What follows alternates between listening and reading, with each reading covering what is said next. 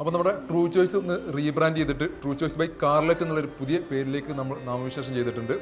അപ്പോൾ ഇനിയുള്ള നമ്മുടെ എല്ലാ കാര്യങ്ങളും കാർലെറ്റ് എന്നുള്ള പേരിലാണ് അറിയപ്പെടുന്നത്. അപ്പോൾ അതോടനുബന്ധിച്ച് നമ്മൾ ചെറിയ ഒരു ഓഗസ്റ്റ് 1-ാം തീയതി തുടക്കം എന്നുള്ളൊരു ചെറിയ കേക്ക് കട്ട് ചെയ്തിട്ടാണ് നമ്മൾ കാർലെറ്റ് എന്നുള്ളൊരു ബ്രാൻഡിങ് നമ്മൾ അനൗൺസ് ചെയ്യുന്നത്. അപ്പോൾ കേക്ക് കട്ട് ചെയ്യാം നമുക്ക്.